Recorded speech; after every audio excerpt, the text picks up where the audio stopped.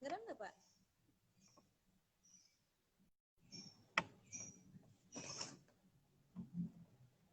Bentar ya.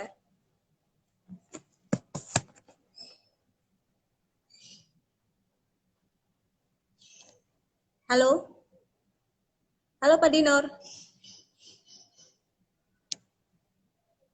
Masuk lagi ya Pak ya? Bentar. Ini lagi proses Pak. Biasanya lancar-lancar aja. Ini mohon maaf nih ada kendala teknis sih guys. Ini saya sudah menginvite Bapak untuk gabung ke acara kita. Di sini sambil menunggu Dinor. Bentar ya.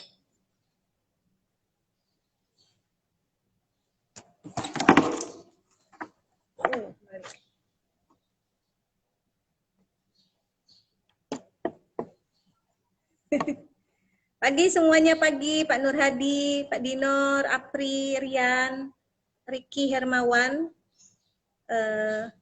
Saya ini ada kendala teknis ya, saya sedang mengundang Pak Dinor untuk gabung ngobrol pada pagi hari ini.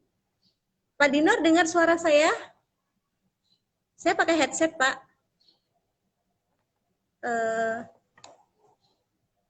Dinor tidak dapat bergabung. Bentar.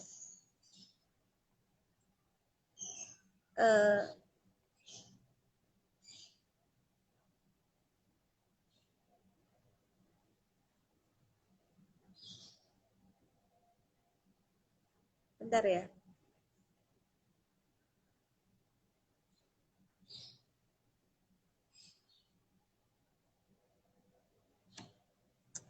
Ini ada masalah teknis nih guys. Pagi, Pak Riki Hermawan. Ini saya lagi mengkoneksikan sama Pak Dinor. Keterangannya masih menunggu. Bentar ya guys. Ini sedikit ada trouble.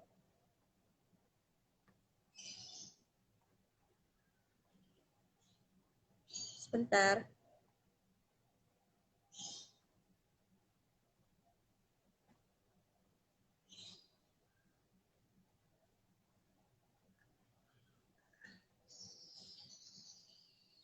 Ya, saya sudah meng-add Pak Dinor nih. Mohon tunggu sebentar ya. Nah, kita mulai lagi. Nah, alhamdulillah. Saya dipakai Pagi Pak Dinor. kok nggak bisa ya? Iya, aku dari tadi. Pagi-pagi Pak Dinor. Pagi. Mohon maaf nih guys, ada sedikit kendala teknis ya tadi. Alhamdulillah hari ini saat ini sudah mulai terkoneksikan dengan Pak Dinor. Oke Pak ya, ini udah jam 8 Pak Dinor. Ya. Apa kabar Pak? Kabar baik. Saya mau ganti ke earphone saya sebentar ya. Boleh. Sebentar ya guys.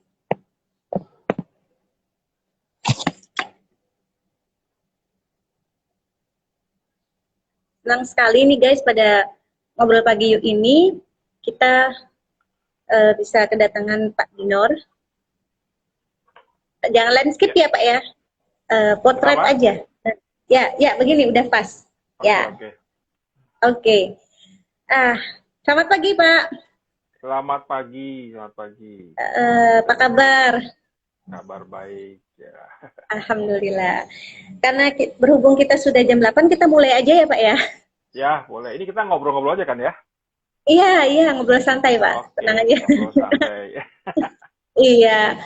Ya, selamat pagi guys. Bertemu lagi bareng saya Isa di acara Ngobrol Pagi Yuk. Nah, pada kesempatan pagi hari ini kita kehadiran bintang tamu yang sangat spesial yaitu dari Telkom, Pak Dinor. Selamat pagi Pak Dinor. Ya, selamat pagi. Selamat pagi semuanya. Ya, selamat pagi juga semuanya yang sudah gabung di acara Ngobrol Pagi Yuk bersama Cirebon Technopreneurship. Alhamdulillah nih Pak Dinor, kita bertemunya lewat virtual ya Pak. Dari tahun kemarin. Jadi guys, sebenarnya komunikasi kami itu dengan Pak Dinor dari tahun kemarin untuk acara Cirebon Technopreneurship Goes to Campus ya. Nah, tapi yang alhamdulillah yang penting pada pagi hari ini kita bisa ngobrol bareng nih di acara Ngobrol Pagi Yuk. Kita akan bahas mengenai ini ya Pak ya, tentang startup gitu. Kita mengetahui pada saat ini perkembangan internet itu sangat sangat cepat sekali gitu, yang tidak mengenal geografis ya Pak ya. Begitu juga dengan berbagai kisah sukses di perusahaan Facebook, Google, kemudian Amazon, yang itu menjadi inspirasi lahirnya startup-startup baru di belahan dunia termasuk di Indonesia. Nah, berbicara tentang startup gitu, sebenarnya mungkin ada beberapa orang yang belum tahu juga nih Pak di daerah Cirebon, apa sih Pak startup itu Pak? Dengan bisnis online itu semua nggak sih? Gitu. Tapi saya perkenalan dulu kali. Ya boleh, ha? Selamat pagi semuanya. Saya Dinur Susatyo, nama lengkap saya.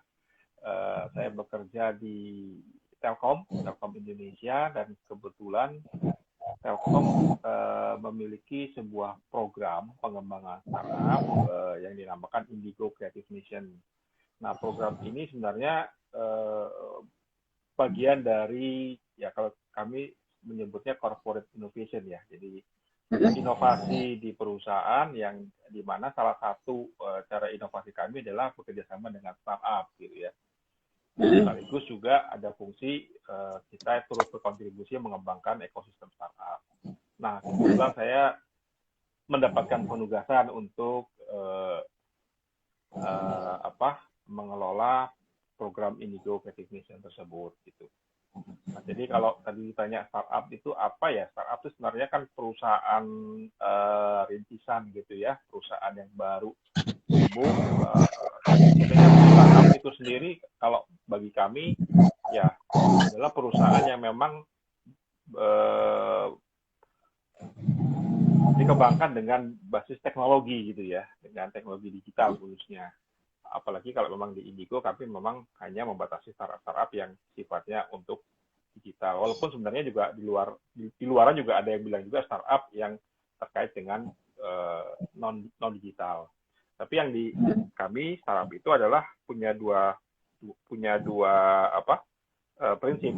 Jadi yang pertama dia adalah bisnis modelnya repeatable, jadi bisa diulang, repeatable dan scalable gitu ya. Artinya dengan teknologi yang ada, kita bisa membuat produk itu diterapkan di mana saja gitu ya, tanpa harus kita memang membangun hal yang baru gitu ya. Nah, bedanya apa dengan bisnis biasa ya?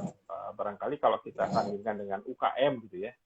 UKM gampangannya misalnya jual pisang goreng gitu ya. Nah, jual pisang goreng itu kan sebenarnya kita dibatasi dengan berapa jumlah pisangnya 100 ya. 100 itulah yang kita bisa jual gitu ya. Ketika kita ingin menambah produksi ya bahan bakunya bertambah gitu ya. Repeatable-nya jadi nggak ada gitu ya. Nah, kalau startup artinya kita membangun sesuatu satu gitu ya. Kemudian itu bisa dipakai di mana saja gitu ya, tanpa harus kita mengembangkan sesuatu yang sifatnya pokok gitu ya. Ya contohnya kalau misalnya Google gitu kan, dia mengembangkan yang gampang sistem email gitu ya, atau Google apa gitu. Nah itu kan mereka sebenarnya mengembangkan hanya di servernya saja produknya gitu ya. Tinggal bagaimana dia bisa menjangkau seluruh dunia. Nah mungkin komponen-komponen pendukung yang perlu dilengkapi, misalnya cloud-nya, misalnya apanya lagi, misalnya servernya gitu. Tetapi sebenarnya itu semua tidak perlu dia bangun di semua tempat, dia bisa dibangun di beberapa tempat untuk mengcover seluruh dunia. Nah itu prinsipnya startup lah kalau menurut saya. Ya, ya. Tadi berbeda ya Pak ya dengan UMKM ya. Jadi yang tadi punya cirinya itu repeatable seperti itu. Betul, gitu. Betul. Nah, kalau misalnya Pak, peluang sebenarnya untuk saat ini peluang bisnis startup gimana sih Pak, dari mulai kayaknya lagi mulai rame-rame banget tuh 2014 ya Pak ya. Perkembangan startup itu dari 2014 sampai sekarang tuh gimana Pak menurut Bapak? Ya mungkin saya ke pengalaman kami aja ya di Indigo gitu ya. Boleh.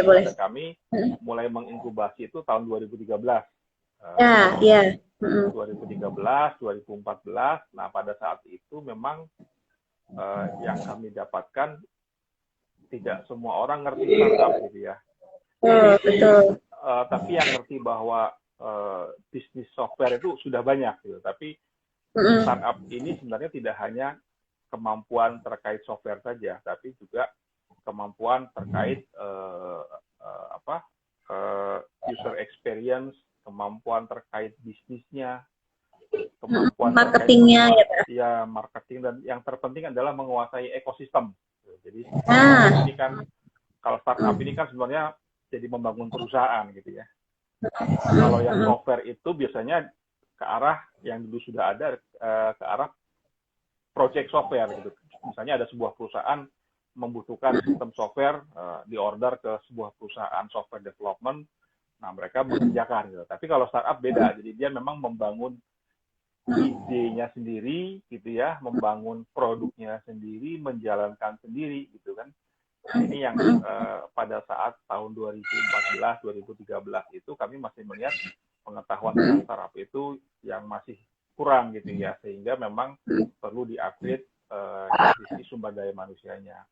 Di kami sendiri memang ada beberapa startup yang bagus pada saat itu, namun memang biasanya orang-orangnya pertama lulusan luar negeri dari Amerika ya, memang dia sudah punya pengalaman karena kan di Amerika sudah jauh ya, atau ya memang dia sebenarnya sudah berpengalaman di dalam bisnis, sudah jungkir balik dan dia akhirnya menemukan startup cara yang terbaik gitu ya. Tapi dengan seiring berjalannya waktu, pengetahuan itu akhirnya memang bisa bisa lebih baik lagi gitu ya di para generasi milenial ini.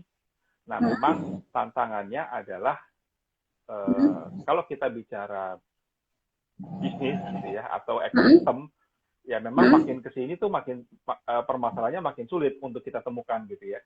Itu challenge-nya gitu. Yang pertama itu. Contohnya kalau kita bicara e-commerce sudah ada gitu ya.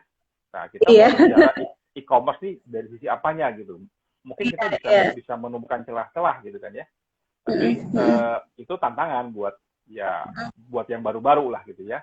Dan yang kedua adalah penguasaan teknologi sebenarnya. Teknologi kan berkembang terus gitu ya. Jadi bisa saja kita mungkin membuat sebuah produk yang mirip-mirip dengan produk yang sudah ada sekarang, tapi kita punya kelebihan teknologi dari sisi menerapkan teknologi yang baru gitu. Nah, ini yang mungkin tantangan buat ketika kita membangun startup pada saat ini. Iya, tadi Pak sebelum membuat atau membangun sebuah bisnis startup itu kan harus ada ide. Nah, membangun ide awal bisnisnya aja tuh kadang kita tuh bingung ya, tadi Bapak gitu. Banyak sekali ketika mendirikan e-commerce, sudah ada yang lainnya. Padahal kan ketika membuat startup itu tidak hanya gaya-gayaan gitu Pak, tapi saat itu ada visi untuk memecahkan suatu masalah. Nah, itu gimana tuh Pak untuk membangun idenya Pak? Teman-teman di sini mungkin pengen tahu ada tipsnya nggak, ada strateginya sendiri nggak Pak? Gitu.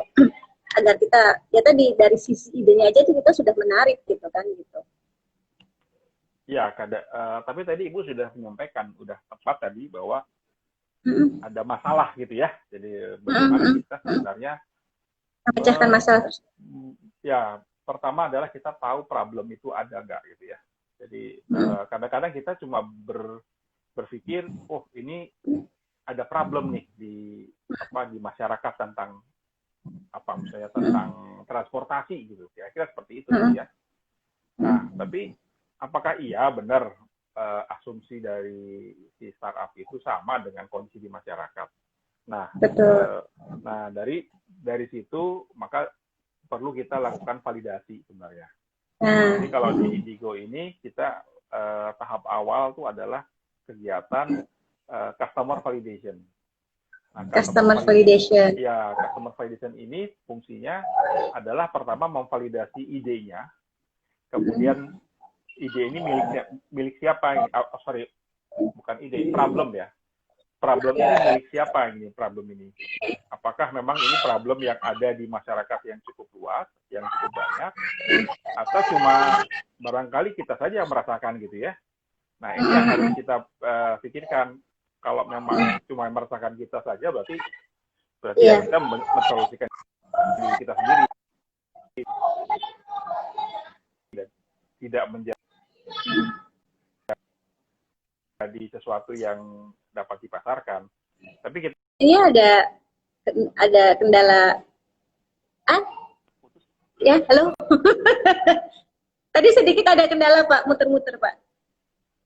Ya, Iya, iya, iya. Bisa diulang Pak tadi? Sempat terputus tadi. Ya, jadi kita berangkat dari, ya oke, saya ulang dikit ya. Jadi kita berangkat dari problem. Problem itu memang harus problem yang memang dirasakan banyak orang gitu ya. Jika kita sudah yakin problemnya seperti itu dengan melakukan validasi, dengan melakukan interview dan lain-lain, dari situ baru kita susun sebetulnya solusi apa sih yang akan kita berikan kepada mereka gitu. Iya. Solusi itu berupa, kalau mungkin tahu yang namanya Lean Canvas, nanti ada di tengahnya namanya UVP. UVP itu yang nanti Unique Value Proposition ya. Itu yang nanti menjadi dasar dari solusi yang akan kita tawarkan kepada masyarakat. Nah, itu dari situ. Nah, kemudian kalau kita pada saat melakukan validasi itu ternyata bukan itu tuh ternyata gitu ya. Nah, kita juga jangan pantang menyerah gitu. Jadi kita harus lakukan iterasi lagi gitu. Itu yang namanya sifat agile tadi. Jadi apa yang sudah kita dapatkan, kita pelajari, ternyata bukan itu. Mungkin ada barangkali masih sama-sama masalah transportasi gitu ya, tetapi justru ada hal lain yang lebih penting, yang urgent untuk kita solusikan daripada yang semula asumsi kita gitu kan. Nah, ini yang mungkin teman-teman startup jangan terlalu mengidolakan idenya dulu gitu ya. Jadi bisa harus jadi jangan jadi harus belajar dari data itu seperti apa, nah kemudian nanti diperbaiki gitu kan ya. Begitu juga pada saat sudah membuat produknya itu nanti juga harus divalidasi juga. Divalidasi juga. Nah, itu nanti ciri-ciri validasi yang benar itu kalau kita sudah mendapatkan pertumbuhan usernya dari waktu ke waktu meningkat gitu ya. Berarti kan dan satu lagi ada user yang memang berulang menggunakannya gitu, sehingga kita bisa bilang bahwa ini memang sesuatu yang valid untuk kita kembangkan lebih jauh. Iya, menarik Pak. Tapi di satu tahap selalu ada validasi. Nanti begitu masuk ke bisnis model juga harus ada validasi lagi gitu ya. Iya. Tadi menarik ya Pak ya, untuk membuat suatu ide juga itu tantangan tersendiri karena harus sesuai dengan problem gitu, dan kita harus kalau bisa sih melakukan survei ya Pak ya gitu. Jadi biar nggak asal-asalan gitu kita mengajukan sebuah ide untuk membuat sebuah startup. Nah, setelah idenya sudah ada, itu divalidasi. Nah, proses validasi juga ini butuh tantangan juga ya Pak Dinor ya gitu. Kadang-kadang kalau tidak sesuai dengan yang tadi Bapak sampaikan kan berarti kurang valid kan. Jadi kita coba lagi dan nggak boleh menyerah seperti itu. Nah, setelah itu untuk produknya juga harus validasi bagaimana user itu apakah bisa ada repetition ya Pak ya untuk membeli produk itu. Berarti ketika ada pengulangan dari konsumen itu berarti produk itu berarti sudah valid ya Pak Dinor ya. Ya kan gitu. Nah, selanjutnya Pak, nah ini kan temanya membangun bisnis startup melalui inkubator bisnis startup. Nah, tujuan fungsi dari inkubator itu seperti apa sih Pak untuk startup itu sendiri? Ya, sebenarnya inkubator itu ya pertama membimbing gitu ya. Membimbing karena biasanya di dalam inkubator tuh ada mentornya gitu loh.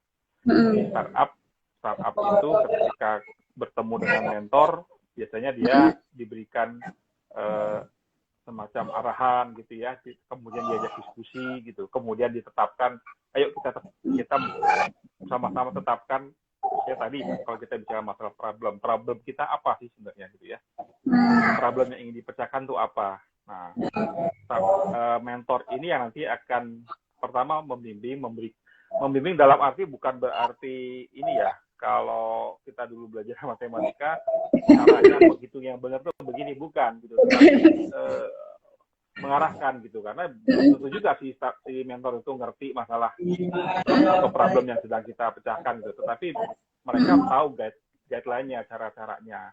Dan kemudian yang kedua misalnya si mentor ini bisa memantapkan hati si startup, jadi jangan sampai mereka hilang fokus gitu. Nah, itu dari sisi mentor. Nah, kemudian juga inkubator itu bisa mendukung dalam hal pendanaan gitu ya. Biasanya dalam inkubator ada yang namanya investor network gitu. Nah, biasanya ini yang bisa memberikan pendanaan awal bagi startup. Kalau di Indigo memang kita sudah ada programnya untuk pendanaan, untuk fundingnya. Kemudian mengembangkan jaringan gitu ya, baik itu ke komunitas, baik ke sesama startup maupun ke calon-calon customer. Itu penting untuk suatu startup ya, di dalam inkubator. Ya kemudian juga bisa mendapatkan ilmu-ilmu baru di sana gitu ya. Jadi startup ini kan sebenarnya ilmunya banyak sekali gitu ya. Makanya kami pun juga punya banyak mentor. Karena masing-masing mentor juga punya keahlian sendiri. Nah ini kira-kira yang ada di inkubator seperti itu gitu. Gini Pak, kalau misalnya suatu daerah, aku melihatnya kan kalau misalnya inkubator dari bisnis startup itu namanya Bandung Digital Valley ya Pak ya. Salah satunya ada Bandung Digital Valley, ada Jogja Digital Valley gitu. Nah, kalau misalnya ada suatu daerah yang menginginkan untuk mengadakan ya tadi kayak Cirebon Digital Valley itu syaratnya apa sih Pak gitu? Kalau untuk di daerah, karena kan kalau misalnya semua terpusatkan di Jogja atau di Bandung atau di Jakarta kan mungkin dari daerah lain kan butuh operasional yang tinggi gitu loh Pak. Itu gimana Pak? Ya, ini case-nya udah ke Indigo ya berarti ya. Iya. Kalau di kami gitu, jadi inkubator itu bukan yang digital valley tadi gitu ya. Jadi inkubator itu kita namanya Indigo gitu ya, Indigo Creative Nation itu program untuk inkubasi sebenarnya. Nah, Digital Valley, Jogja Digital Valley, Makassar Digital Valley itu hanya tempat sebenarnya. Di situ teman-teman bisa ketemu atau bisa bekerja gitu ya, ada co-working space-nya, kemudian ada ya mungkin mentornya gitu ya. Tapi memang ya kami sendiri memang karena perusahaan memang tidak terlalu, ya kami kan bukan pemerintah gitu ya. Jadi kita memang menempatkan di beberapa tempat saja gitu ya, di Bandung, Jakarta, Bandung, kemudian di Jogja, kemudian di Makassar sebagai wakil di Indonesia Timur gitu ya.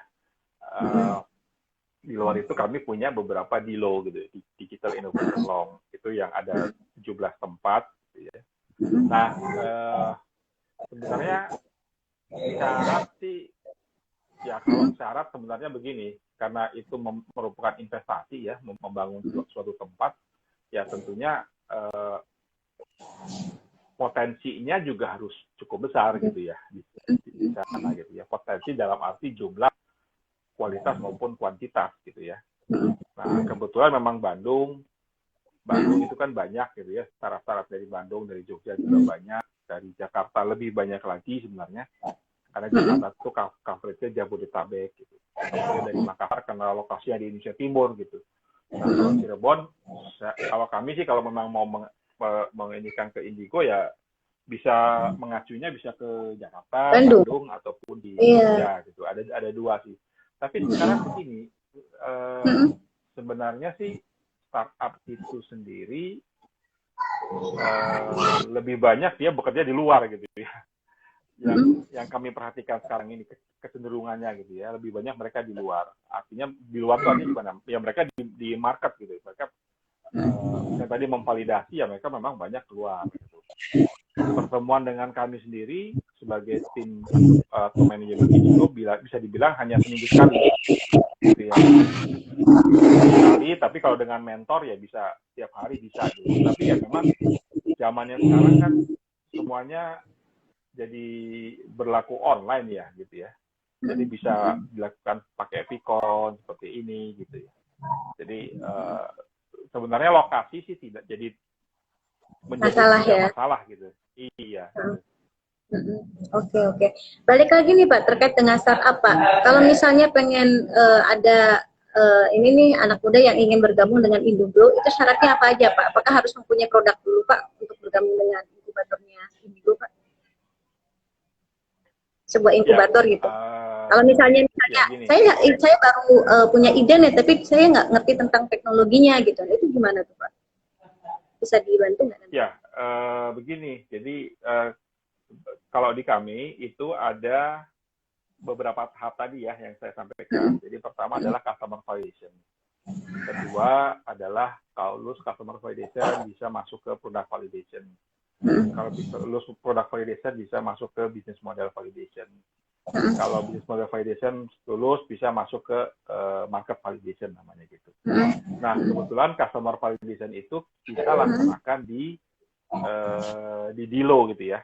Karena kenapa di Dilo? Karena memang lokasinya banyak gitu ya. Sehingga bisa lebih banyak orang yang ikut di dalam kegiatan customer validation. Itu kami lakukan sebenarnya 2 kali dalam setahun gitu ya.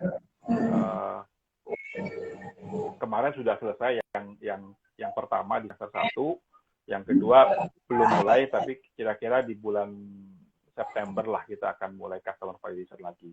Nah, kalau baru punya ide ya memang masuknya ke situ gitu ya, ke customer validation. Iya, di Dilo customer validation. Cuma memang sekarang ini kan COVID ada hikmahnya juga gitu ya. Kami kan punya 17 Dilo ya, punya 17 Dilo. Yang kebetulan barangkali kita berpikir kalau mau ikut ya harus ke Dilo itu gitu ya. Jadi kalau di Cirebon yang dekat ya tadi tuh Dilo Solo, Dilo Bandung. Tapi dengan adanya COVID sebenarnya kita lakukan semuanya ini online gitu ya. Jadi tidak dibatasi oleh Dilo lagi. Iya, betul. Memang harus lebih mudah ya, Pak ya. Gitu ya. Iya.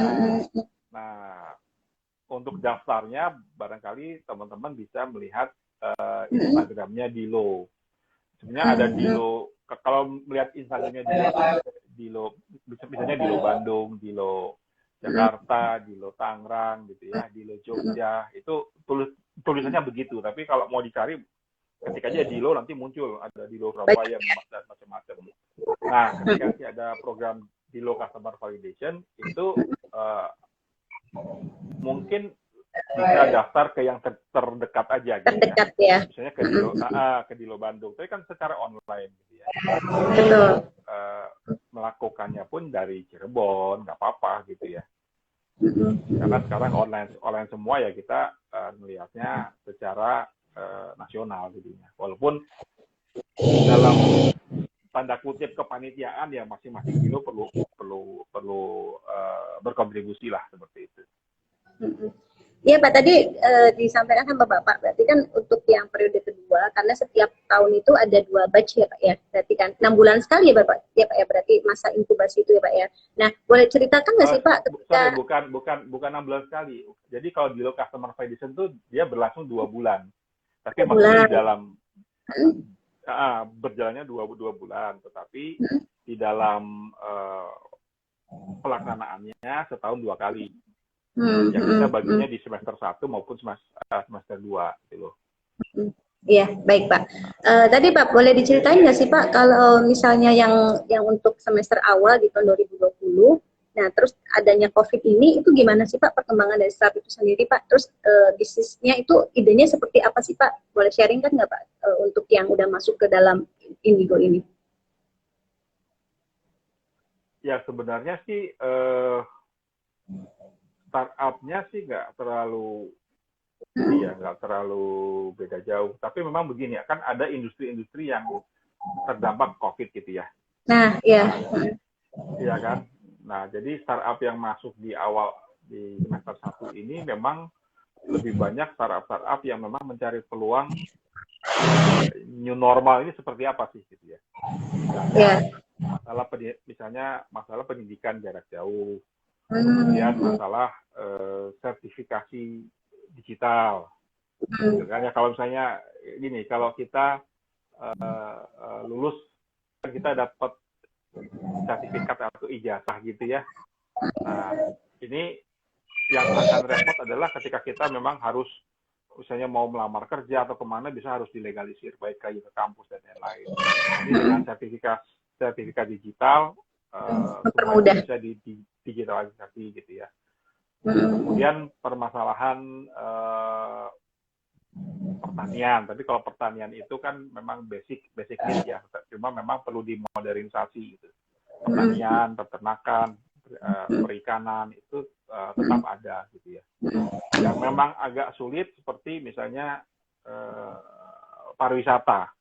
Nah, pariwisata ini memang perlu mencari celah gitu ya. Kemarin ada yang masuk, kemudian dia menawarkan ide berupa virtual tour gitu. Virtual tour. Jadi, tapi virtual tour ya menarik, makanya kami karena menarik dan dia sudah memvalidasi gitu. Seperti itu. Jadi memang bergeser gitu. Jadi sekarang lebih banyak industri startup yang mengadres industri yang akan tumbuh di era new normal. Ya itu yang harus ditantangan tersendiri Pak ya bagi orang yang ingin membuka bisnis startup di era new normal ini. Nah terus Pak strateginya Pak untuk era new normal ini berarti September besok ya Pak ya. Ada tema khusus nggak sih Pak sebenarnya ketika dari pihak perusahaan Bapak gitu untuk mencari startup baru gitu? Ada temanya nggak atau dari kitanya sendiri gitu bebas gitu? Tema sih mungkin bukan tema ya, tetapi kategori gitu ya. Kategori industrinya, iya kategori industrinya ada. Misalnya masalah logistik, kesehatan, pendidikan, kemudian pertanian. Kalau pertanian itu maksudnya termasuk perikanan ya, pertanian, peternakan kayak gitu. Kemudian apa tadi sudah logistik sudah. Yang baru tadi startup ya. Untuk kesehatan udah, sama pariwisata paling ya Pak ya tadi ya yang baru disebutkan. Ya pariwisata. Kategorinya itu. Kalau kuliner bisa nggak? Kalau kemarin ya maksudnya kalau kuliner seperti apa tuh kuliner bayangannya? Kulinernya misalnya kalau untuk minuman kan ada tuh kopi kenangan ya Pak ya. Kopi kenangan itu termasuk startup kan ya Pak ya, meskipun bukan di teknologi gitu. Nah kalau untuk kulinernya misalnya bikin nasi bakar atau misalnya kayak kue-kue kayak gitu gimana itu bisa nggak? Kan banyak tuh Pak yang kebetulan kami memang startup digital ya, startup teknologi gitu ya. Jadi kopi kenangan nggak masuk di kami gitu ya. Gitu. Kami juga ada sebenarnya startup namanya Wakuliner. Nah, tapi dia sebenarnya digital juga. Jadi dia membangun, dia mirip-mirip GoFood ya kira-kira seperti itu. Tapi dia bergerak di makanan sehat. Nah, dia menghubungkan kitchen yang ada di Jakarta, mungkin di Jabodetabek lah gitu ya. Mereka mengumpulkan dapur-dapur itu gitu ya. Nah, kemudian dia memasarkannya gitu kepada misalnya kepada karyawan kantor, kepada keluarga gitu. Kemudian ada delivery-nya gitu. Mirip-mirip GoFood tetapi dia punya celah tertentu gitu ya. Nah, biasanya yang seperti itu di mata investor menarik gitu ya. Tapi memang nggak bisa banyak juga gitu ya, karena dia baru dia yang pertama seperti itu. Iya. Ya, ini Pak ada di sini juga ada yang bergabung Mbak Margareta. Terima kasih Mbak Margareta sudah gabung karena sebelumnya juga dan ngisi acara minggu kemarin ya. Terima kasih Mbak Margareta dan untuk teman-teman yang lain kalau misalnya ingin bertanya kepada Pak Dinor langsung aja ketik di kolom komentar ini nanti saya bacakan kepada Pak Dinor. Ya Pak ya. Nanti langsung dijawab ya Pak ya. Gitu. Nah, lanjut Pak. Kalau untuk marketing Pak, kalau untuk strategi marketing yang dibantu sama pihak inkubator itu seperti apa sih Pak gitu nantinya? Kalau misalnya produknya sudah ada, udah divalidasi, nah terus ketika misalnya masuk ke strategi marketingnya tuh Pak, boleh dikasih bocoran nggak Pak? Ya, beberapa inkubator memang memiliki koneksi atau jaringan ke market gitu ya. Kami pun juga seperti itu. Hanya kami kan sebenarnya inkubatornya perusahaan gitu ya. Jadi kami pun juga memiliki atau membantu akses pasar kepada para startup ke dalam Telkom gitu ya. Dalam Telkom artinya begini, mungkin Telkom ingin membangun sebuah bisnis digital baru gitu ya. Nah, di mana komponen dari bisnis tersebut bisa kita gunakan dari startup. Pertama itu, yang kedua, Telkom juga punya customer korporasi gitu ya, yang dimana mereka juga sebenarnya punya kebutuhan sistem digital gitu, atau digitalisasi proses mereka ataupun produk mereka ataupun bisnis mereka. Nah, biasanya teman-teman account manager di Telkom sering mengakses kami gitu ya. Misalnya ada perusahaan yang membutuhkan ERP gitu. Nah, kami juga punya startup ERP. Nah, itu sudah digunakan di berbagai perusahaan swasta maupun BUMN gitu.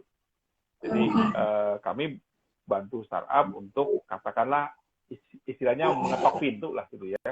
Iya. Misalnya belum dikenal, ngetok pintu mungkin nggak bisa langsung ke sasarannya gitu ya. Tapi kalau account manager kami kan sudah setiap hari ketemu dengan mereka gitu ya. Jadi ketika ngetok pintunya pun juga lebih mudah gitu ya. Seperti itu. Nah Pak, terkait tadi Pak, selain marketing juga ada untuk pendanaan. Boleh tahu nggak sih Pak, pendanaan ini untuk awal tuh berapa sih Pak? Untuk bisnis startup, dapatnya berapa Pak? Kalau di Indigo ya. Kalau di Indigo itu, jadi gini, kita ada 2 tahap sebenarnya. Kalau tadi di low customer validation sebenarnya tidak ada funding gitu ya, karena itu kan sebenarnya lebih kepada pekerjaan memvalidasi, kemudian melakukan interview kepada masyarakat. Nah, kemudian kita masuk ke tahap inkubasi, itu pendanaannya sampai 750 juta. 750 juta. Untuk di awal ya? Iya, masa. Kenapa? Di awal, 750 juta. Tahap awal. Iya, tahap awal. Tapi diberikannya dua tahap ya. Jadi yang tadi product validation 375 berarti ya. Kemudian business model validation 375. Nah, kalau yang bisa masuk ke dalam tahap market validation, itu bisa ada pendanaan lagi sampai dengan 2 miliar. Iya. Tapi memang kami ada yang namanya convertible notes gitu ya. Jadi convertible notes itu artinya ketika startup ini nanti berhasil, maka kami di Telkom bisa memiliki semacam saham gitu. Di startup itu. Iya, gitu. Dan memang tidak besar sih gitu ya, karena kan di awal resikonya masih cukup besar. Jadi memang jadi bisa dibilang sangat jarang memberikan funding di tahap awal kalau di Indonesia itu. Jadi, karena memang resiko di awal kan paling besar. Iya, kegagalannya tuh paling besar, resiko kegagalannya. Nah, sehingga kita pun juga memberikan funding plus ada semacam equity-nya gitu ya. Iya, iya ini teman-teman menarik sekali ya bahwa program dari Pak Dinor ini sebenarnya cukup sangat bagus sekali Pak untuk mengembangkan startup Indonesia gitu. Tapi ya tadi untuk di daerah-daerah sendiri, khususnya dari Cirebon sendiri tuh ekosistemnya belum ada Pak Dinor. Mungkin akhirnya kan di sana belum ada Cirebon Digital Valley mungkin ya Pak ya. Salah satunya karena ekosistem atau potensinya itu belum ada gitu. Nah, jadi teman-teman yang baru gabung nanti kalau ingin tertarik mau jadi menjadi bagian dari inkubatornya Telkom bisa daftar ke Dilo ya Pak ya untuk awal ya Pak ya untuk tahap proses validation ataupun idenya seperti apa gitu. Nah, Pak Dinor, kalau misalnya pengen tahu nih Pak, saya menarik nih Pak, kalau tujuan untuk mengembangkan bisnis startup itu sebenarnya target ke depan jangka panjangnya itu apa sih Pak? Apakah ingin menjadi sebuah unicorn kah gitu dari startup itu? Apakah hanya cukup startup aja yang penting survive gitu? Karena kan kalau untuk startup baru itu melawan misalnya Gojek pasti nggak bisa, atau yang udah jadi unicorn itu nggak bisa kalau tidak didukung dengan modal yang sangat besar. Nah itu apa Pak sebenarnya Pak, tujuan ke depannya Pak dari inkubator ini? Tujuan dari siapa? Dari startupnya itu sendiri? Bukan dari perusahaan Bapak yang menginkubator, pihak dari inkubatornya. Oh, oke ya. Kalau kami kan memang ini bagian dari inovasi perusahaan gitu ya. Output kami sebenarnya dua. Yang pertama produk gitu ya, produk inovasi. Yang kedua adalah dari valuasinya sendiri, pertumbuhan valuasi. Kalau dibilang apakah terus nantinya menjadi unicorn, ya kami sih berharap startup yang kami bina memang bisa tumbuh jadi besar gitu ya. Kalau jadi unicorn ya alhamdulillah gitu ya. Tapi kan jadi unicorn itu tidak mudah gitu ya. Betul. Memang kami pun juga ada program-program di mana kita memperkenalkan kepada para investor gitu. Misalnya kita adakan demo day. Demo day itu acara semacam pitching tapi langsung di depan para investor. Nah, ini memang untuk startup-startup yang sudah cukup baik performansinya gitu ya. Sehingga di mata startup ini menarik gitu. Kalau di awal-awal memang belum sampai ke demo day seperti itu. Jadi kami pun juga mendorong seperti itu ya. Dan di Telkom kan ada yang namanya MDI ya. MDI itu anak perusahaan Telkom yang memang bekerja di corporate venture capital. Jadi memang dia tujuannya lebih kepada bagaimana membesarkan startup ini secara valuasi. Tapi kalau secara produk itu di Telkom gitu ya. Jadi bagaimana kita bisnis digital yang baru, komponen-komponennya atau modalnya dari produk-produk startup ini. Iya, berarti tadi harapannya belum ada lah yang sampai unicorn. Yang terbesar apa Pak startup Pak yang dari inkubasi Bapak? Member yang sudah bagus performance-nya, kalau boleh tahu. Jadi kita bisa menginduk, nanti kalau misalnya pengen jadi bagian dari inkubatornya Telkom, nanti bisa seperti ini nih gitu, bisa jadi inspirasi gitu Pak. Ya, sebenarnya sudah banyak ya yang besar gitu ya. Contohnya misalnya saya sebut PayFast. PayFast itu ya sudah besar sekali gitu ya. Jadi usernya sudah sampai mungkin 1 juta lebih gitu ya, PayFast. Kemudian ada Sonar. Sonar ini malah kemarin baru dibeli oleh sebuah perusahaan data intelijen di Singapura. Jadi dia akuisisi lah ceritanya gitu. Wow. Iya. Ada lagi Privy ID. Privy ID ini penyedia digital signature, tanda tangan digital. Ini satu dari, kalau menurut saya ini yang di Indonesia sekarang yang terbaik ya, Privy ID ini yang buatan anak Indonesia gitu ya. Iya, Privy ID. Kemudian ada lagi Covera atau Volantis sekarang namanya. Kemudian ada sistem, Covera atau sekarang namanya Volantis. Kemudian ada Run System, itu yang ERP tadi gitu ya. Dan masih banyak lagi sebenarnya. Kalau mau lihat di indigo.id itu ada semua. Ya. Cuman gini Pak, banyak. Tapi gini Pak, kalau saya melihat dari startup itu sendiri Pak ya, orang tuh tahunya tuh hanya misalnya Gojek, Grab gitu, Traveloka, Tokopedia yang besar-besar aja gitu. Yang kecil-kecilnya tuh yang tadi Bapak sebutkan tuh saya pribadi nggak tahu gitu loh Pak gitu. Jadi gimana tuh Pak maksudnya agar bisa lebih banyak dikenal oleh masyarakat gitu Pak?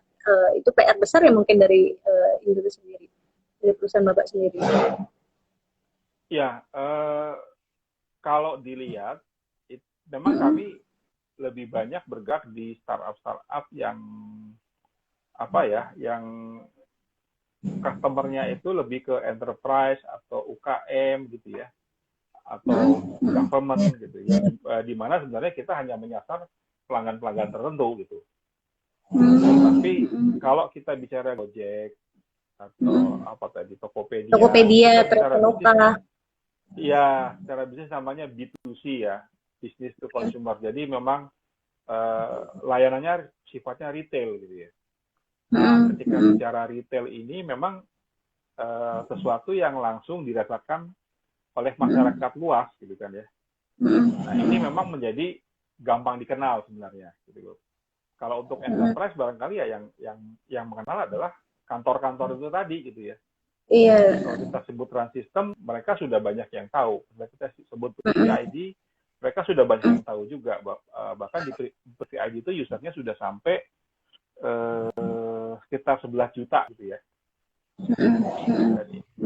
Dan ini sudah cukup besar di Indonesia untuk sampai 9 juta. Impact-nya pun juga sangat besar gitu. Nah, cuma memang kalau kita bicara di masyarakat luas yang umum seperti yang ada di perkotaan, ya memang kita tidak menyasar di situ gitu. Minimal saran kami yang ke arah sana belum ada lah gitu ya.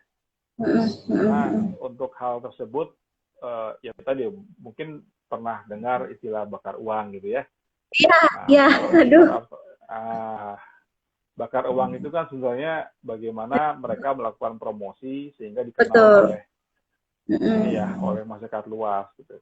Nah, karena kami ini memang BUMN, kita nggak bisa mendukung startup seperti itu gitu ya. Iya.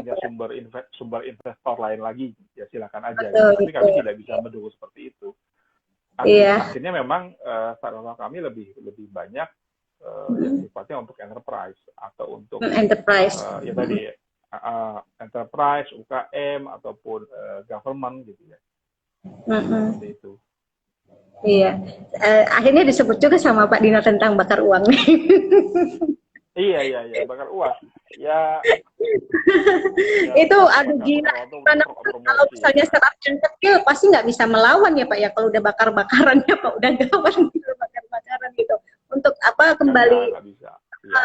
Untuk kembalikan makanya kan saat itu sebenarnya apa sih bakar uang tuh untung gitu kan, makanya banyak investor itu akhirnya kan pada lari ya Pak ya ketika akhirnya ke sana gitu akhirnya untuk bakar-bakar uang gitu, karena ya taruhlah rugi gitu sebenarnya gitu, cuman karena kebanyakan modal aja gitu jadi akhirnya bisa jadi unicorn yang terakhir kemarin ya Pak ya. Tapi begini memang startup itu atau investor itu menginvest di startup, dia pasti tahu tujuan uangnya yang ditanam itu apa, dia tahu gitu ya. Jadi kalau kita ngelihat kesannya bakar uang, mereka juga pasti tahu gitu loh. Seperti itu. Jadi ada tujuannya sebenarnya. Misalnya bakar uang itu kan misalnya untuk akuisisi pelanggan baru gitu ya. Dengan menggelontorkan 100 miliar, dia bisa dapat katakanlah 5 juta pelanggan baru. Nah, yang dilihat oleh si investor adalah apakah dia bisa mendapatkan 5 jutanya gitu ya. Kalau benar bisa mencapai titik itu, sebenarnya investornya tidak jadi masalah gitu untuk karena dia melihat prospek bisnis di masa mendatang gitu. Ya contohnya kan kalau sekarang ada startup kami, kalau mungkin kemarin sempat baca ada berita Gojek bikin layanan baru namanya Go Service gitu ya. Satunya adalah pengurusan STNK atau BPKB atau KTP, SIM. Pajak itu untuk kendaraan dulu. Enggak, untuk kendaraan bermotor yang bayar pajak itu loh, yang setiap tahun dilakukan. Nah, itu startup kami tuh yang Jumpa Pay. Jumpa Pay itu dia fokus ke dalam layanan seperti itu. Nah, kemudian dia menawarkan diri ke Gojek gitu ya. Akhirnya layanannya bisa digunakan Gojek. Diterima. Iya. Diterima gitu ya. Menjadi bagian dari layanannya Gojek. Bukan tidak mungkin kalau terus nanti performanya bagus, diakuisisi Gojek juga bisa seperti itu gitu ya. Jadi bisa intinya bisa kolaborasi dengan perusahaan unicorn ya Pak ya, syarat itu ya Pak ya. Jadi bagian dari bisnis unitnya. Iya. Ya, kalau kita lihat di Gojek kan ada Halodoc ya. Halodoc kan sebenarnya dulu dia bukan unicorn gitu, tapi dia bisa besar dengan cara yaitu kerjasama dengan Gojek. Contohnya itu. Iya. Iya, Pak Dinor, ini menarik nih, kita nggak nyangka nih Pak, bukan nggak nyangka, maksudnya udah hampir 1 jam Pak Dinor kita bicara, nggak sadar kan? Jadi apa nih Pak, Pak Dinor harapannya nih Pak untuk bagi anak muda khususnya atau masyarakat yang ingin membangun sebuah startup, terus mau gabung dengan perusahaan Bapak untuk di Telkom sebagai inkubator gitu kan. Itu gimana tuh Pak? Caranya Ya, atau pesan-pesannya seperti apa untuk membuat startup di era new normal seperti ini? ya yang jelas sih sebenarnya teman-teman yang perlu sekali adalah bagaimana menemukan problem yang ada di masyarakat di sekitar kita. Barangkali ada problem di sekitar kita yang nggak kita sadari, ternyata dia punya potensi yang besar gitu kan. Nah, itu yang memang harus dilakukan riset gitu ya, sehingga memang benar itu problem yang ada dan unik, kemudian bisa disolusikan secara digital dan punya nilai yang sangat besar. Nah, itu nanti bisa dicoba misalnya ikut ke Silo Customer Validation. Kalau nggak salah bulan depan, saya nggak terlalu hafal ininya jadwalnya gitu ya. Tapi harusnya sih di September dia buka pendaftaran, ataupun di akhir Agustus dia buka pendaftaran. Nah, silakan aja dilihat ininya webnya atau Instagramnya. Iya, Instagramnya Dilo Bandung, Dilo apa gitu, silakan aja gitu ya. Nanti daftarnya lewat situ sih. Sekarang sebenarnya kita lagi mau mengadakan hackathon sih sebenarnya. Oh iya. Belum ya. Hackathon ini hackathon ini juga karena tidak bisa kumpul gitu ya, akhirnya kami lakukan online gitu. Jadi temanya atau tadi kategorinya adalah sama, kita ingin para peserta ini mensolusikan permasalahan yang ada di sekitarnya gitu ya. Karena kita juga nggak bisa menyuruh peserta ngumpul gitu ya, nggak bisa dibawa kemana gitu. Kayak misalnya dulu pernah kita sama Angkasa Pura bekerja sama bikin hackathon di Angkasa Pura gitu ya. Pesertanya kita bawa ke bandara tuh, ke bandara Soekarno-Hatta, kemudian di sana dijelaskan lah pada seperti ini gitu ya. Nah, silakan merumuskan ide gitu ya, kemudian membangun solusi. Nah, tapi hal itu kan tidak bisa di masa COVID ini. Akhirnya kita minta teman-teman yang ikut silakan melihat permasalahan di sekitarnya apa, kategorinya yang mirip-mirip yang saya sebutkan tadi kategorinya gitu ya. Nah, tapi nanti dikasih waktu sekitar 2 minggu untuk mengembangkan solusinya. Gitu. Pasti nanti kalau udah daftar dibantu ya Pak ya, dari mulai proses validasi ide sampai untuk pendanaannya juga gitu. Jadi ada startup teman-teman itu bisa berkembang ya Pak ya, kolaborasi dengan Telkom. Iya, mudah-mudahan. Ya. Jadi kami tuh tidak kalau di Indigo tuh kita tidak berpikir ini lomba gitu ya, yang untuk masuk ke inkubasi ya, kita tidak berpikir ini lomba, kita tidak melihat ini dari mana gitu ya, sepanjang dari Indonesia yang penting. Silakan aja bergabung gitu ya. Tapi memang ada seleksi. Nah, seleksinya yang memang perlu serius gitu diikuti gitu ya. Karena bukan bersaing, karena kita punya juri panel yang memang mereka juga keputusannya tidak diganggu oleh kami gitu ya. Iya, ini kebetulan Pak di ujung acara ada Heru Marianto dari Telkom juga Pak. Beliau kebetulan Ketua Yayasan Telkom Cirebon. Selamat pagi Pak Heru. Ya, mungkin pagi Pak Heru. Beliau ini timnya Pak Otong gitu Pak, gitu yang ada di Cirebon. Ya. Oke Pak, Pak Dinor ini kita baik. 1 jam nanti mati sendiri. Terima kasih atas pencerahannya hari ini. Semoga bisnis startup kedepannya tetap tumbuh dan bisa membantu pemulihan ekonomi nasional di era new normal seperti saat ini ya Pak ya. Terima kasih teman-teman yang sudah gabung. Semoga apa yang kita obrolkan hari ini bisa bermanfaat untuk kita semua ya. Terima kasih Pak. Assalamualaikum. Terima kasih. Waalaikumsalam. Bye.